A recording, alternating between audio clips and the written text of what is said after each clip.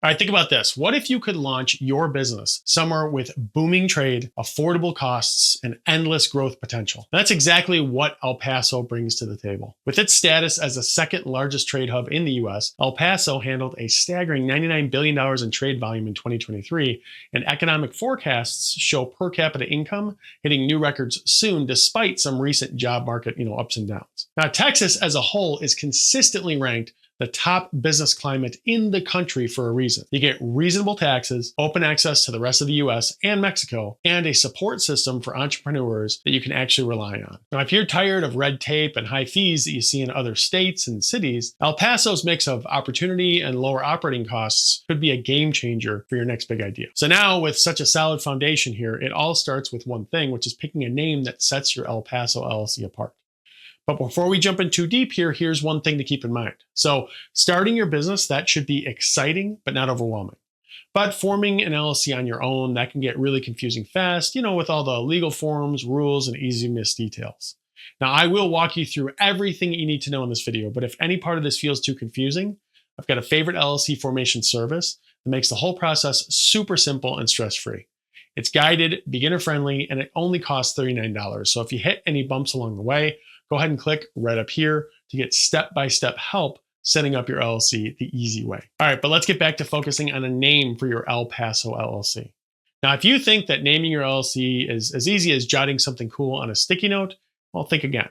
Texas does have a few rules, and skipping any steps could really cause first-timers to get rejected. So your name needs to have limited liability company, LLC, or LLC at the end. And it has to be totally unique and no confusion allowed with any other business in Texas. Now, the Texas Secretary of State offers a free online name search that you'll want to use to check for duplicates before actually spending a dime, which I've linked to, by the way, in the description below in this video, along with every other resource that we mentioned. Now, here's a quick example here. So suppose that you want to open a coffee shop that's called, Desert Brew LLC, but there's already, Desert Brews LLC that's operating in San Antonio.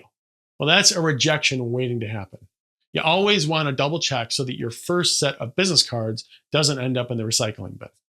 Now, once your name actually passes the test, you're ready for the next critical move, which is lining up your registered agent. So let's get into that. So why is the registered agent such a big deal? Well, imagine missing a lawsuit notice or a tax letter because it got sent to the wrong address. That's the kind of problem that could shut your business down for real. Now, Texas requires every LLC to have a registered agent who lives in the state, is at least 18 years old, and has a real street address, so no PO boxes allowed. Now, your registered agent needs to be reliably available during normal business hours to accept legal papers or state documents as well. Now, plenty of business owners, they appoint themselves for this, but know this.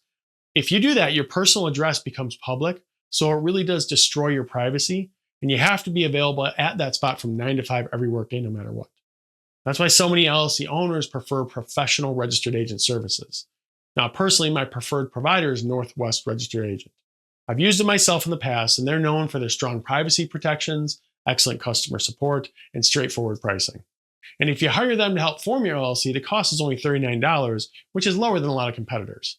And get this too, you can use their business address on your public filings, keeping your home address private and cutting down on spam mail. So if you want to check them out, go ahead and click right up here to learn more. And next here, we get into the official filing that turns your dream into a reality. So the paperwork to file here is a certificate of formation with the Texas Secretary of State, which lists your business name, your registered agent, your management structure, and more. Now, you can submit your paperwork online or by mail, but honestly, the online method is really, really fast, and it's a favorite because of the convenience. Well, the current filing fee for Texas is $300, and approval times usually range from a few business days to a couple weeks if you file online, or a bit longer by the mail.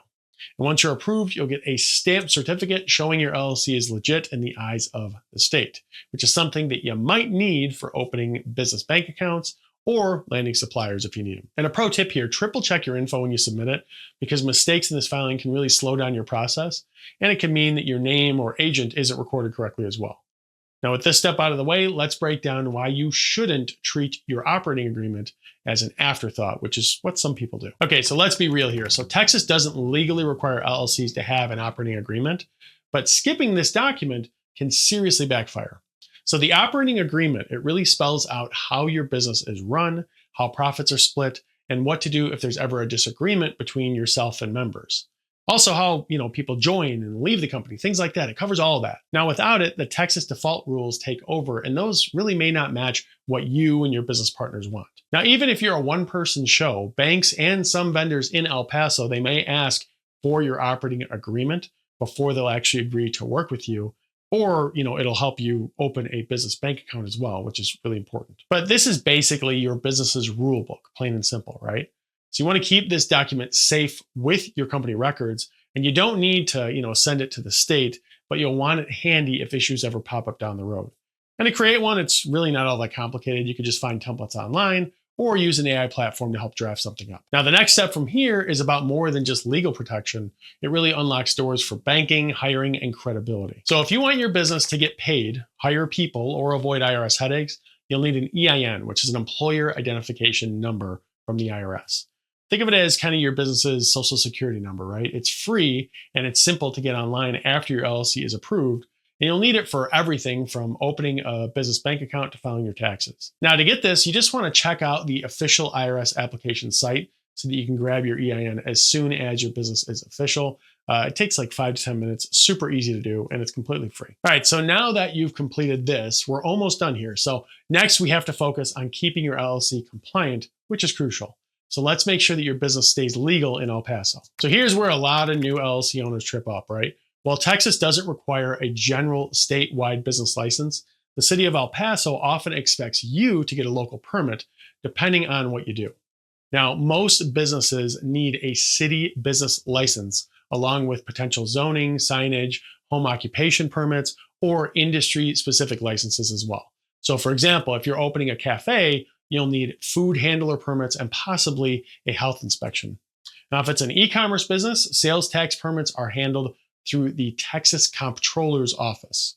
And every year, make sure that you're also filing any necessary annual state reports and paying franchise taxes, even if it's $0, or you risk falling out of good standing. And it's smart to check directly with El Paso's Business License Office or the Texas Department of Licensing and Regulation for this. Again, links to all these are below so that you can get plugged into exactly which permits your business will actually need. Now, on to the numbers here.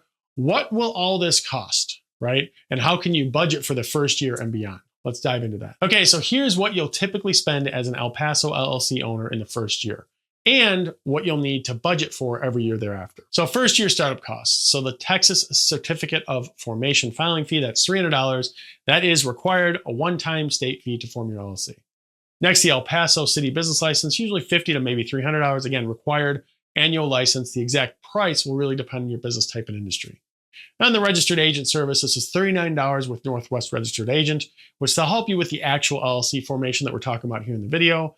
But the good news here is that they'll also waive the first year of registered agent services, so there's no fee there whatsoever. Then we have miscellaneous permits and professional licenses. Could be $0, could be over $500. That's required only if your industry is regulated, such as restaurants, salons, contractors, things like that. But your estimated first year total, probably between $350 to, could be over $1,000, with the higher range depending on what city permits and optional services you actually use. Okay, so now let's talk about the ongoing annual costs that you'll have in El Paso. Okay, so the El Paso Business License Renewal, usually $50 to $300. Again, that's required, it's annual, and it varies by business type. Then the registered agent fee is $125 per year if you use Northwest Registered Agent to stay in compliance. And then industry-specific permits or licenses, again, could be $0, could be over $500. Just really depends on your business type, industry, etc., things like that. But your estimated ongoing total, it could be as low as $150 per year, all the way up to over $1,000. Again, really depends on the specific licenses and permits that you need. But the truth is, keeping all this stuff up to date and everything in El Paso, it's actually pretty affordable by big city standards, especially if you keep things simple, right? Now, again, to help with all this, I do advise you to use a service like Northwest Registered Agent, which again, you can click right up here to check out, as they'll really help you stay in compliance year after year while you focus on the most important thing, which is running a profitable business.